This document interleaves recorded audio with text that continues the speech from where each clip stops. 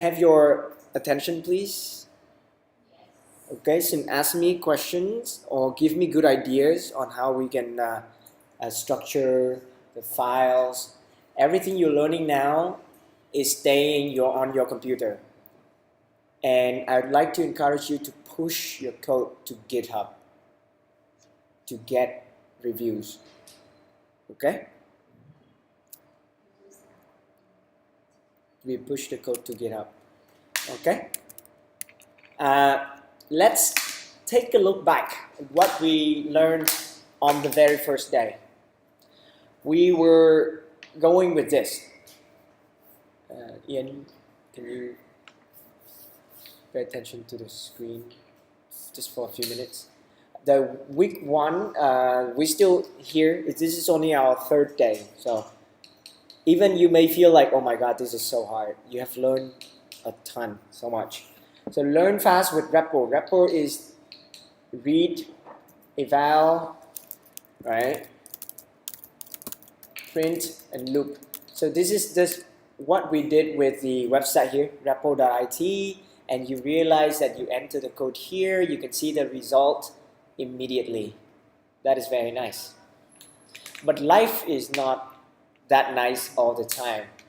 Life, when you write computer programs, you have to use a text editor. And then you have to open it up and you have to decide what file name to save your code to, right? And then you have to decide how you can run it, run Ruby, that file. So a lot of decisions to make. But I did not want you to have to make all those decisions when you first want to learn numbers and strings. So then we go on and learn a little bit about numbers and strings. What's so cool about them, right? So numbers, strings. But you can't really do anything without methods. So we start to learn how to write, def something, def blah. So you can call blah again and again, and your code stay in that blah method, right? And for this week, we start to transition into this. It seems really scary. VS Code and terminal. And I chose VS Code because it's a very good text editor. It looks sexy. And then it comes with an integrated terminal, so you don't have to learn how to use the second app. You only have one app. Okay? And then we realized that arrays are super useful, so let's just be friends with them. And now, while you're learning this, you cannot stay with the repo website anymore. You cannot just look at my repo link and just say, okay, all of that makes sense, but why do I have to write from scratch? So let's write everything from scratch. And I expect you to create a folder. So I'm giving you an example. You can follow exactly the same structure if you like. My example is like this. Throughout the course, we have week 1 all the way until week 10, right? In week 1, we have something like lab and lecture stuff. I'm explaining how I structure the files, and you will think and you see if you agree with me or you don't. And you can share your better ideas or worse idea, doesn't matter. So we can understand this better. I hope the way I structure it gives you some good practices, some ideas how you manage your own projects in the future, right? You don't have to worry about the other folders for now. If you take notes while I'm giving a lecture, maybe you can save some in here. So there's a lecture folder. I sometimes write really random code and show you guys. I call that my playground folder. And I put some little rubies here and there. The cool thing is this is the entire project. So I can click here and search. Right? If I ever write anything that has a word total with it, or did I do each with index? I want to see when I ever use them. Okay, so these are folders. We're good with folders. Now the main thing you are going to deal with is lab. And this is the point of coming to go to school.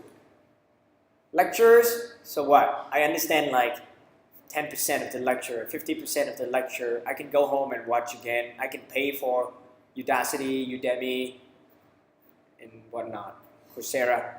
The point is, well, lecture hopefully get you inspired a little bit. It's like, man, normally I probably drink and watch at the same time. Now I focus and I get inspired that I can build this. But lab is here for you to do it and ask questions and one step at a time, and you don't give up. So how to not give up? So on this, I really need everyone to listen carefully and give us ideas how to improve. And hopefully I give you some ideas how to improve as well. With programming or anything, it's like this. Initially, you look at this like, holy shit, this is so long. I was gonna just like see, oh my god, like, you know, and then you just hope that you're gonna complete like 50% of it somehow. The point here is actually we just work sequentially, just like top down, one step at a time. And when you're stuck, someone's gonna help you. So life is pretty good. So let's start with, you know, milestone 1. I know how to do a how to open a file, right? So I create this. The way I recommend structuring the file is lab1. If you need to use your phone, you can go outside and you can come back afterwards. It's in the video. So lab1, this week 1 is a bit tricky. We have so many meetings that you probably get sick of where you count them. But this is lab1-1, so week 1, first day. And then you see how I have milestone A, B, C, so first lecture, second lecture. It's break them into smaller components. Lab1-1A, make sense? I'm doing milestone A. So you can name your file that way. And notice how I'm tackling this right now. So I'm like, okay, I'm sorry, the screen is small, so sometimes you have to do this a lot. I still trying to think like what's the best way to do it. Maybe next time, maybe we use 2 projectors. One projector is just like to show the lab, and the other one's like, you know, show the lecture stuff, right? Or maybe if you like, you can bring an iPad or another screen. You can see it right there. Maybe another way is we will print this, right, and give everyone a piece of paper. I think we have a printer. We can do that. Okay. So now, for now, this is how I deal with the differences. Okay. I really need your attention because your input is important. And I also want to make it very clear that we are making a lot of effort. Right? We don't want people just to joke around and come here and just like, you tell me what I can understand. If not, you know, it's okay. I'll try again in the future. It doesn't work like that. So look at the way I'm trying to implement the very first lab. What did we learn in the first lab?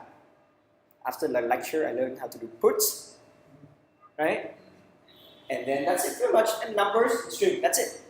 So this may look a little advanced to you, but if you know, read, you can ask, it's not a problem. The way I do my lab is at first I place it in strings, and then I convert them into this pink, orange lines. You see milestone, everyone? Puts. You see those requests I have there? So I convert them into puts. These puts lines you can do, right? It's just when you run this file, then you can see the puts. That's not too bad. But now I start to fill out the result. It's up to you. You can do puts on the second line. But this is how I, it's an example of how I do the lab. So the do the lab right here. Puts, okay, new line. And then it's just an empty line above, so it's clean, right? The equal sign multiply by 10, so that's. And then you write the headline, and then equal sign multiply by 10 again. Right? That's it. I know this line 1 does what I want, and you see that I copy and paste again, and use this line again in different places. I don't care right now if it may look ugly, but I know that if you want to understand this line, you can. It's not a problem. Can we give you a thumbs up if you understand this line? Equal sign is a string times 10 line. Alright. Let's review. We did the hard work. Now reviewing is a good way to learn. if I just teach you numbers, 1 plus 2 is 3, 3 plus 4 is 5, yeah, obviously it's 7. It's not interesting enough. So we're trying to come up with something interesting. So how many hours are there in a year? It's a calculator question. So you can punch it out, but you realize that it's very easy to make mistakes. Because how many hours are there in a day? How many hours a day? How many days in a month? And how many months in a year? And you multiply them. This is the first step towards programming. You use a variable to store your value so you can do one thing at a time. So some of you might call it like number of hours in a day, and then number of hours in a month, and then I figure it out for a year. So look at the way I structured it. I could name it like hours in a day, or hours. I feel like one suggestion is that day hours, maybe one way to keep the variable both short and meaningful. Please do not name it as n equals 24. That's just being lazy, right? That's okay. A lot of programmers learn it that way, but not code school programmers. So we type it properly, right? Hours in a day, that's 24 hours. Okay, I know that. And then I know that I have number of hours and days in a year is 365. And I think it's obvious enough. I'm not going to create another variable that's called days in a year, and then I just need one of them. You see what I'm saying? So if I press do, it's still working if I do 24 times 365 for now. This is my decision, is like, oh, but I'm not going to make it too complicated with 3 variables. Right? And so, any question about the approach you solved the first one? So you may prefer to keep this as 24, and then you call this 365, you call it year days. Right?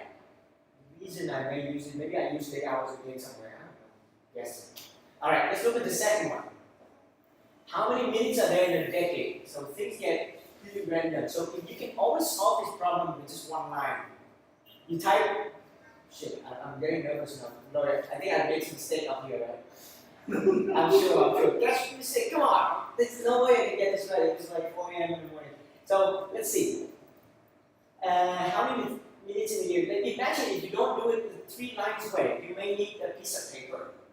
And then you start drawing, you scribble. The problem with that is that it's nice to work on a piece of paper, but it's just for you, and you may throw it away, or it may not be that clear. Here, you can use this as your working area. This is your stretch area. So, feel confident as a programmer over time is that you can take notes and you can do the sandbox or playground stuff right on your computer. Right? Maybe you create it from 5, or maybe just do it here and then comment it out or delete it afterwards. Not a problem.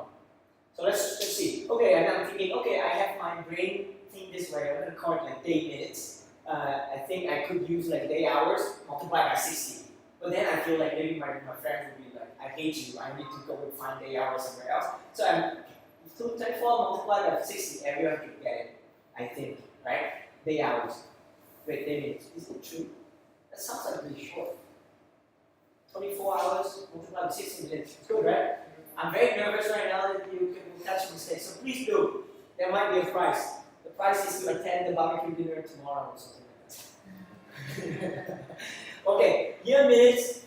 Does it make sense here to you guys? Obviously, if you do math, there's a bit of a rule that the number, you want, when do you want this to multiply by this, or when you want this multiplied by this? I'm not going to get there. Just all agree that this multiplied by this, you get this. Okay, so decade minutes, I think it's pretty clear, right? So it's really not just learning how to write code. It's learning how to write code in a way that if you read it again, you can nod your head, and you give it to your friend will be like, oh, damn man, you can write something like that? It's like, it's cool. So I encourage you, do not try to be perfect. Obviously, I write this because I've been programming for 20 years, so of course I got dumber in the past 10 years, but still I managed to write relatively clean code. Then, next, I'm not going to show you everything. I want to talk until you give me some questions about what you see here. I want your lab exercises to be like this, where you write code, your TAs and I can understand how you think, and when I run your code, it's not just like numbers, like 1 to 12, blah, blah. Let me run this code. Don't have to be perfect. Again, don't compare with my work. It's like 20 years of hard work. But I sort of, I thought, I add a new line here, and then, you maybe anal and say, hey, dude, add a space here or something. But at least I thought that maybe I can print it out, like the question asked me just like that. This whole string I did not type myself. I copied from the question, of the lab question. So I just insert the numbers, right? And so I just print it out that way. In the future, think about the excitement. When in the future we'll give you some stuff, you write the code, and we plug in to our other code that automatically tests and tell you whether it's wrong or right. Future reviews next week and stuff. So, that's how fast you're learning. Okay, and I really don't like this question. It's like a bit too long. Again, you get the idea, right? I could try to make it shorter to review. Unfortunately, no colors in the put statement. All right. You still don't have questions, guys? So, variable names is very hard, to be honest. How did I come up with some of these names because I do not want to write a long variable names like number of seconds per year, and then if you count all the underscore in it, it's like 100 characters. Right? So I try to come up with something shorter, like how many seconds old. So yeah, about seconds old. Clear enough. If I write seconds old and then there's Adam and somewhere else, maybe that's not good. So I thought like about second old. But you see how really make it even easier to read? All this underscore is optional, but you put it in, it's still an integer. And then you go on, you learn a little bit more. We've just learned numbers, we learned variables, and now we learn how to use multiplication, divide, right? So this one still seems clear, right? But you can clearly see that this is harder than that. You kind of work backwards. So you can use this as a reference how you solve your first lab 1.1, and you can use that towards this is picking up some good practices. Okay. Let me try to resize this. All right. So I'm gonna skim. I'm gonna jump a little faster. Stop me if you want anywhere there. Right. This is the rule: divide the age by 2 and then plus 7. And your brain, when you look at this, you tell yourself, oh, okay, the divided by 2 happens first. Just like in math, and then I plus 7 afterwards. I don't need to stand up. Do you need to take a break? You look like you're suffering. So, all right. And I'm using the same logic.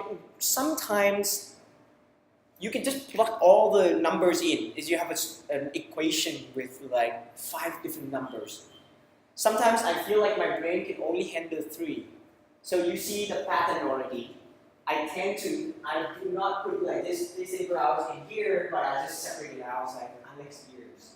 Huh?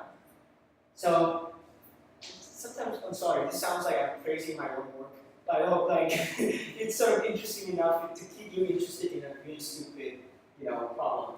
So I have like 1, 2, 3 here, you see. If I put this in here, then things get a bit more complicated. So I just want to make it easier for myself to debug when things go wrong. So if you look at the things down here and say, dude, Alex's age is 22 is wrong. So I'm like, okay, Alex's age is 22 is wrong. Okay, line 30 is wrong. Oh shit. Okay, line 30 is wrong, then I work here. Right? I'm debugging. I'm giving myself more information so I can be more sure about my overall result. Because the question asked for Alex's needed hours until we can date Bob. Right? Do you remember that question? The question is, Bob is, how old is Bob? 40? 39. 39 years old. And then Alex is what? 22. And how many more years does Alex need? Like, pump some energy drink. And then boom, you like 26 and you can date Bob. right? So I go through this, it's like I simplify my work, I don't write a really long thing that's really hard to understand. So I can't. You don't have to be perfect in everything you do, just you feel that there's always learning in trying to structure your work and understand it. Okay? And then I have the task milestone 2, and I thought, you know, things get pretty easy. I don't want you guys to feel so scared about the math. So we start like, milestone 2, hey, this is easy. No, look, I thought this, I just showed another way to do a new line. So I just say it puts you. In fact, if you don't do anything, just do puts, it give you a new line as well. So it's the same, right? So line 34 is the same as this. So in every little thing that you learn something. I reuse the statement again, right? Look, I really think, can you get some water? Just, and then I'm trying to practice how I use the put statement and the print statement, right? And you go through here, these are the easy questions. But sometimes we ask you to do the easy one, so your brain is not freaking out. It's really normal for all of us. So I'm like, hey, can you print a poem that you like? So naturally, you go and find something interesting. For example, I make one, right? And then it goes on. And then things suddenly get really hard and real soon, right? And then you can, that's when you're like, okay, I was able to solve the last 5 items. No shame in asking questions on the 6th one. So that's what here it seems really tricky, right?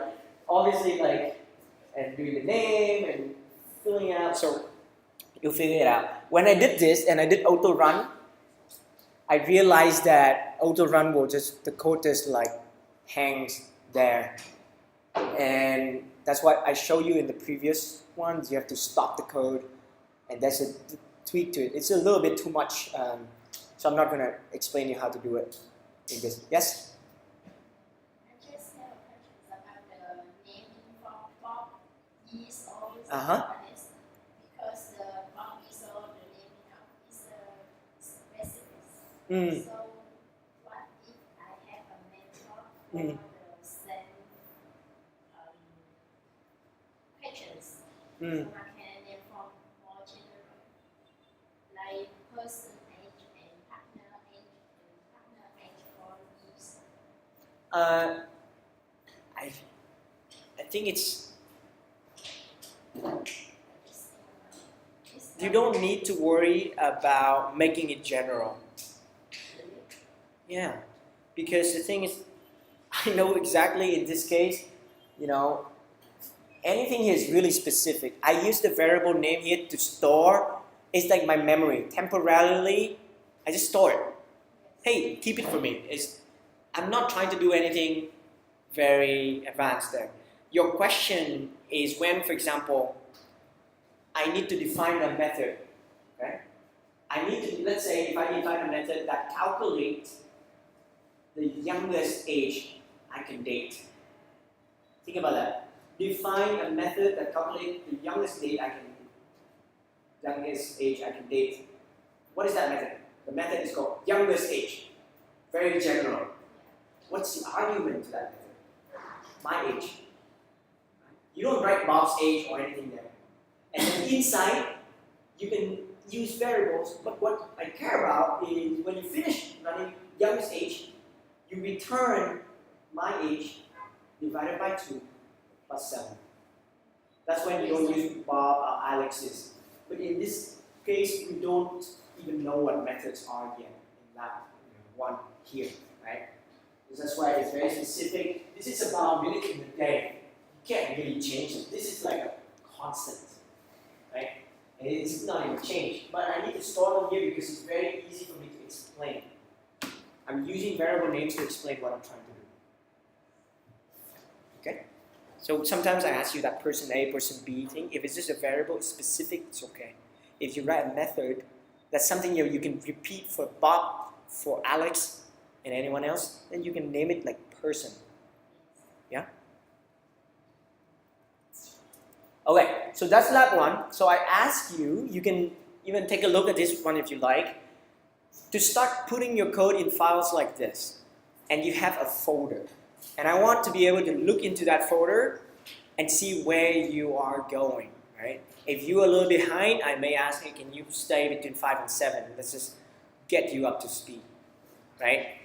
And if you're far ahead, then it's like, hey, here's the extra stuff you can look at, right? So we finished our lab, and I was like, go and learn Git there, because that's one of the things we even ask you to read in your spare time. So why not take the time to read now? Or other times you actually spend time helping others. That's the best way to learn, right?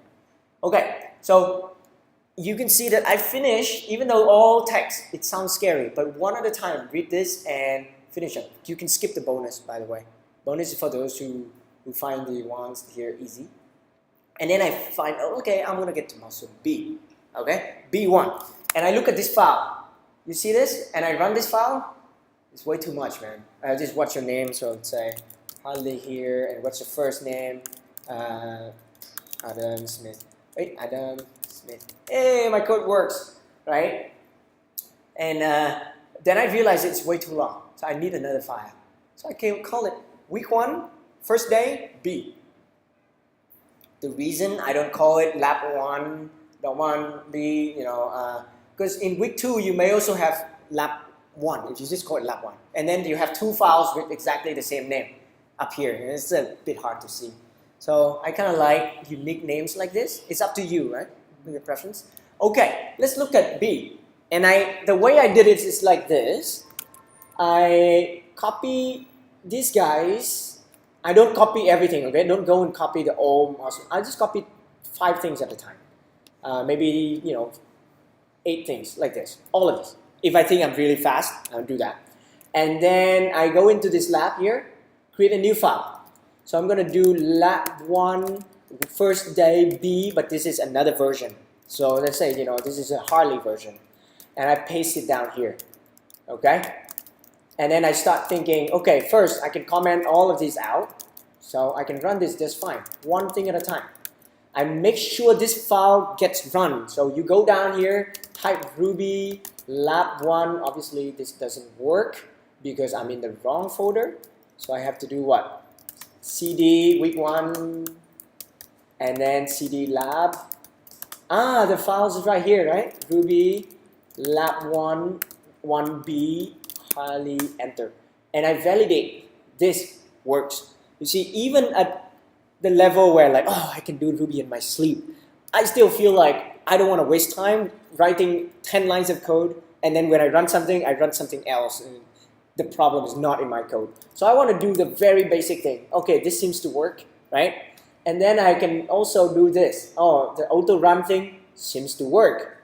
Now I can start doing the first task. Puts, you see how I comment all of this out and I can start reading them? Give yourself some clarity and have fun while doing it. So the first one, define numbers to be an array of numbers from 1 to 10. Who can help me with this? So define numbers, it means I'll just name my variable name numbers, and then I just do 1 to 10. So initially, what's the pain in typing this out? It's not a problem. But then if I do this and I run the file, what will happen? I don't see any change. So I need to show off what I had. So I call it numbers. And notice it's an array. Numbers in array. So I use this this curly brace so that it can convert into something I can see. So you see numbers is like this. Obviously, then some of you, are sharp-eyed and you see that I've done something else like numbers, maybe number 2 like that. You can take a range from 1 to 10 and you can convert it into an array. And then you're like, well, actually, I have a smarter way. Maybe I don't like naming one thing as 1 and 2, so I call it smart. And I verify that if I run this, it's exactly the same thing.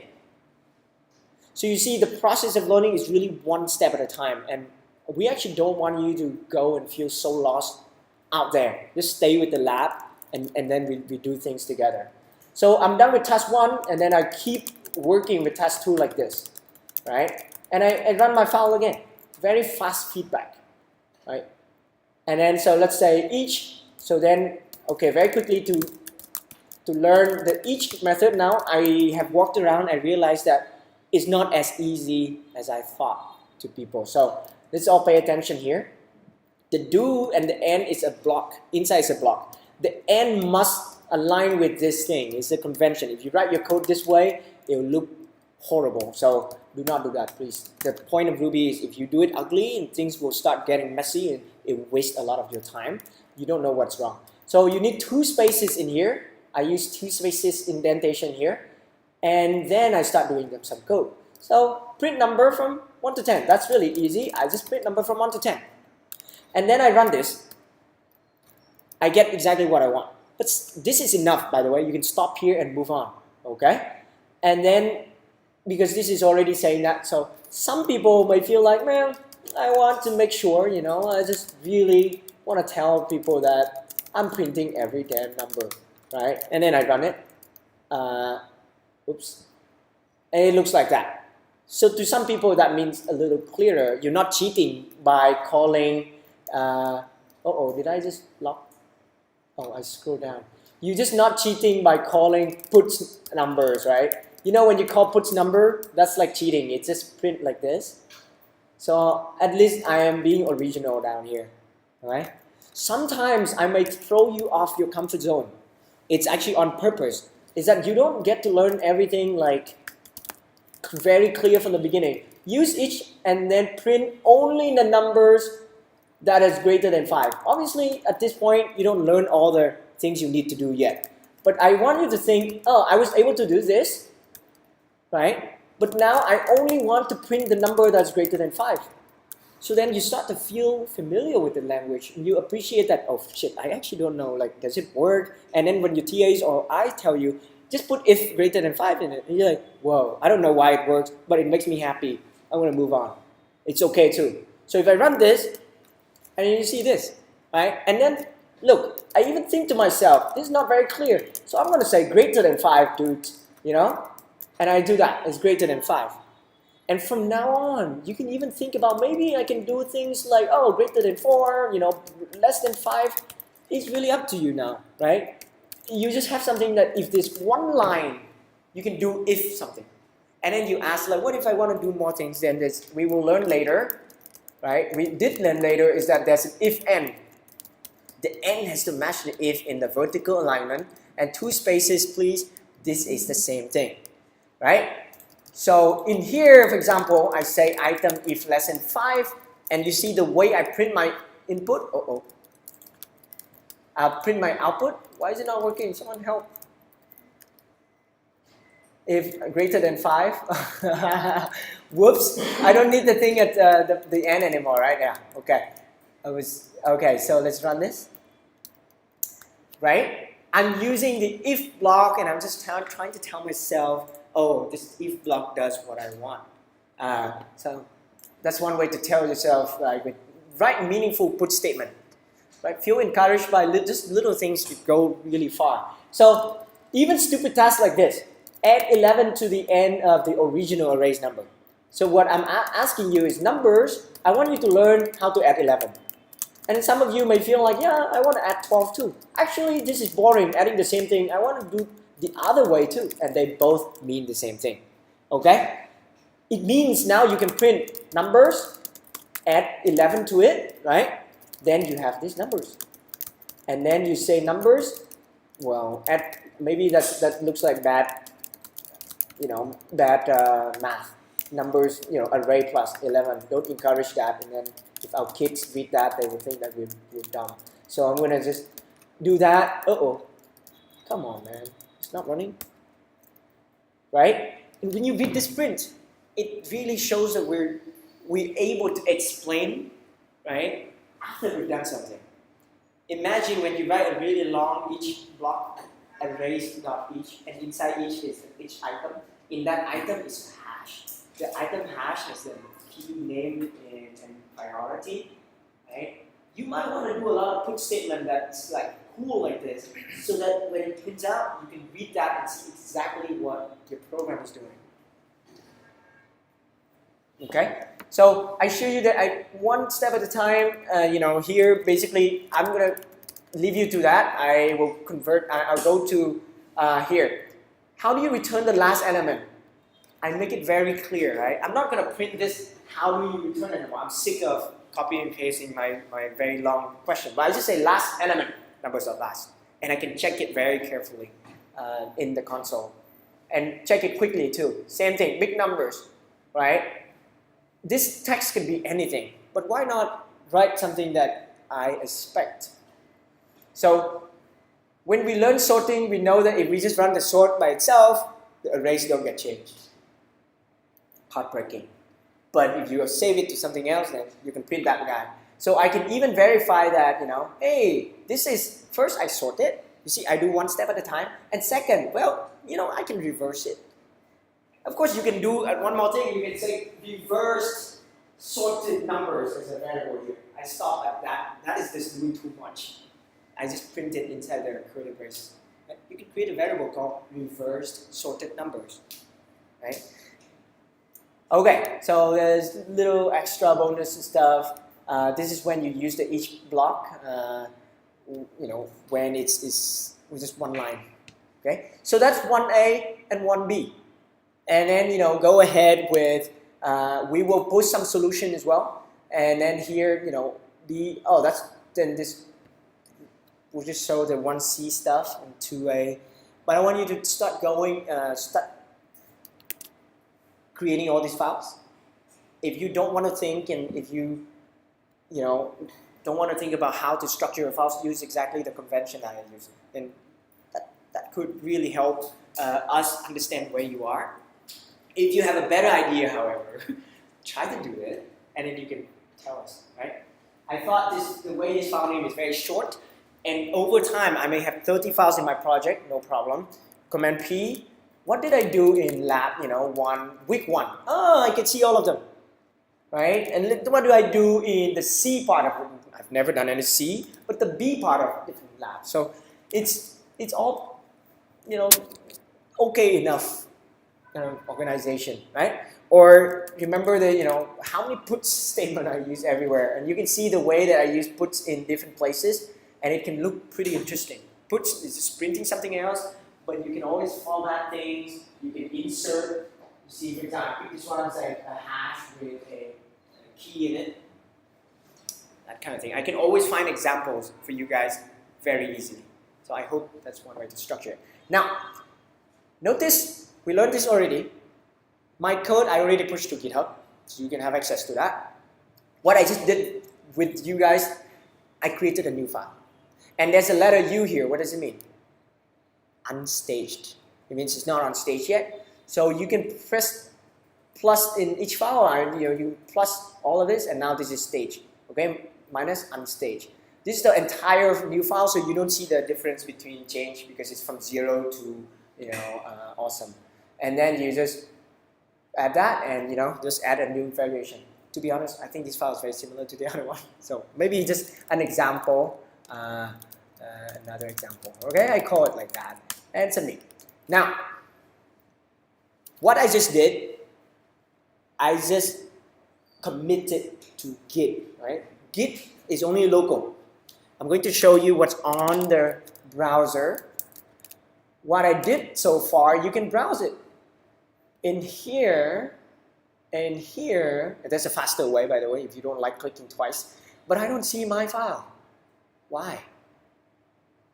The last time I pushed to Git, it was this change folder structure 2 hours ago. I only commit to my local machine. I need to do one step that say, synchronize it, or push it to GitHub, okay? So the way to do it is, if you learn Git, over time you do have to learn Git. So, we add this GitHub thing, it's called origin. So I just, that's a long way. Right now it sounds really difficult. Git push origin master, boom, we go there, right? But don't worry, we're not doing that. Remember git log to show all of this? How many commits? I have this another example right here. And 2 hours ago, I had this change folder structure. See all the origin / master. Because GitHub is still maintaining my origin master. You click this down here. You see 3 commits. And you can click on each one to see what you did. Alright? And you see here is 4 commits. So it's something is ahead. Yeah? And to do that, I think, let's see, is there any option? Oh, here! Push. That's it. push. Obviously, if you want it, you can do the command palette, the magical view command palette again, and you type the word git push. It's the same thing. You can push to somewhere else, see? You can push to a second place if you want. I just didn't think you really need it, so don't worry about it. So let's choose one. Okay, I'll just do this over here because I don't want to remember how to type. So git push. And you see, there's a timer there, right? It takes a little bit of an internet connection. Boom, it's done. Everything seems clean. I go to the browser, okay? I refresh the page, another example. And it's committed 2 minutes ago because that's the time that I committed on my machine, not the time that I just pushed to the browser, right? The server. That was only 2 seconds ago, but it really said 2 minutes ago. So that's good. You know that your friend or you last did the work at 5 a.m. in the morning, right? Get pushed. Even though he goes to work and then push it. Okay, so you see how this always on the home page, okay? This is called a repository. In this repository, this is the latest commit. And the latest commit is in your master branch. So as your code get complicated, they can go in different branches. Okay? Let's say we work on the same thing. This repo, this is a repository. I call it a repo for short. Loi and Tan will make some changes and they create a new branch. You don't have to worry about them. I look at them and say, okay, good. Merge into master branch. So you guys can pool. Alright? So you can even edit the files here. Loi may make some changes. And then Loi say, hey Harley, I did make some awesome changes and you merge. Why is your computer out of date? And that's when I do git pull. Okay? You can even edit directly on, maybe I just, check it out, right? I click on the file here. I'm going to just edit it. I say testing, right? Editing, right on GitHub, like a boss. Whoops, I can't even type that. A boss doesn't mistype. And then so commit changes. So the idea is very similar there, right? Commit changes. You can write a message. I did not write message, so it automatically fill out the content for me. It's like update with me. Now look, online, on GitHub, now you have 5 commits. On my machine, I have 4 commits. Okay? So it means something is, not good there. And you can actually type this. This is just, let's see, what is this? Refresh? Oh, it cannot detect? Too bad. I can actually go here and say pull. And I'm pulling from the GitHub website. And then now if I run git log again, you see I have 5 commits. Updated readme was done here. Obviously you don't see much here, right? And if I go to readme now, it has that code that I just wrote. Okay? So I wrote a few, I use extra extension where you see like Harley changed a minute ago, this like this 2 hours ago. All this extra thing is to allow me to have clarity in the project, but you don't have, don't do it. Right now it's too early. But if you work in a complicated project, this is very useful. You say, well, I'm looking at a code that is 1 year old, 1 year old, and then these other things I was changed last month. So it's really powerful.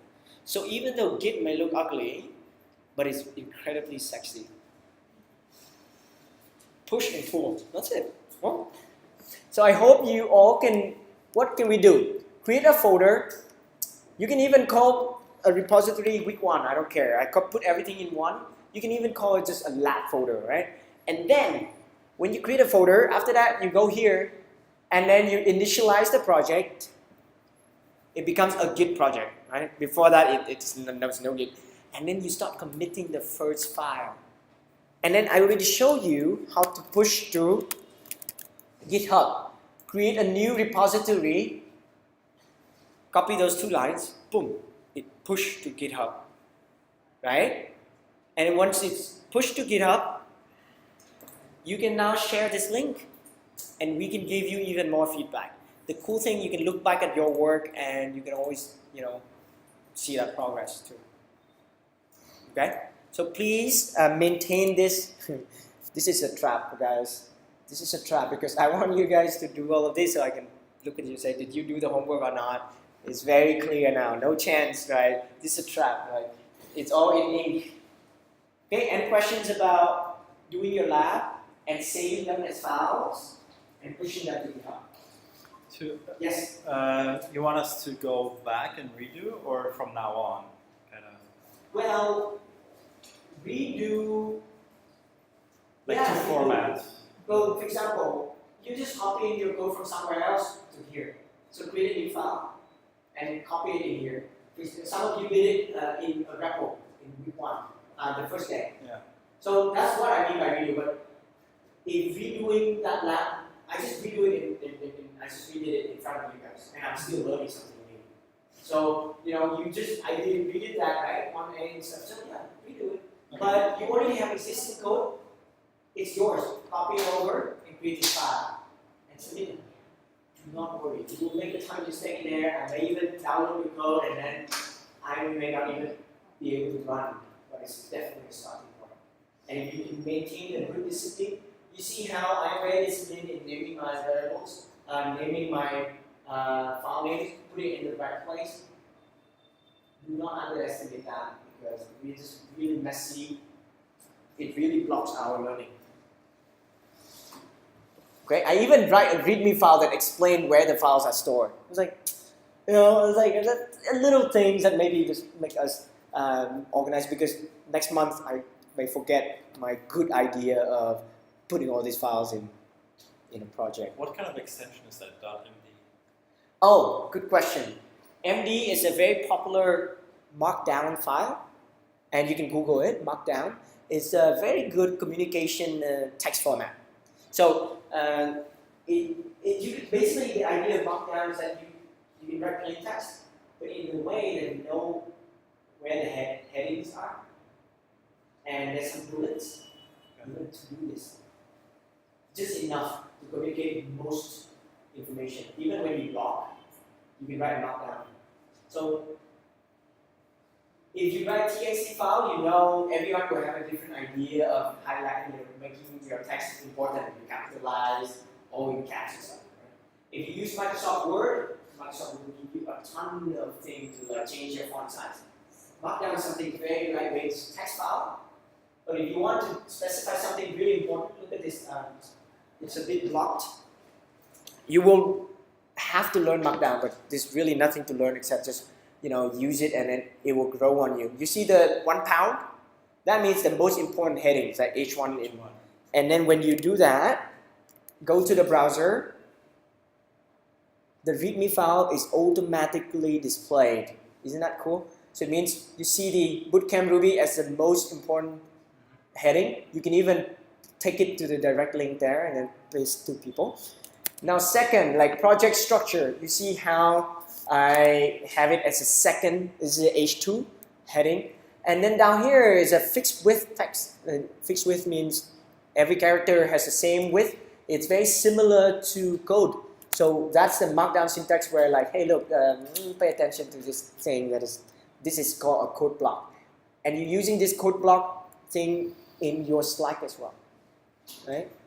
Your Markdown is as simple as that. There's really nothing else to learn. So you can start using, okay, is it normal text? Then you just type it as normal. Is it headers? Then type it as pound or pound or pound. Is it a list? Then you just do a dash, right? You can just do, to do, right? Love, put an extra space, right? It doesn't, if you put it like this, they may get stuck together. Love, Markdown, right? And explain to another person. For example, that's a 2 bullet, and they would get displayed as the bullets. Okay? Markdown even lets you, GitHub actually lets you do this.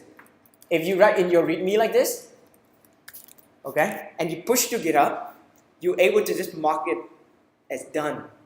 Okay, that's the fancy GitHub way, but Markdown doesn't really require that. That's the extra Markdown syntax. Right? So this is 2 bullets, but it turned into 2 checkboxes, and then you check them. Any more questions? Yes? So after I commit to the Yeah. and boost my exercise, and after that I will send or submit to.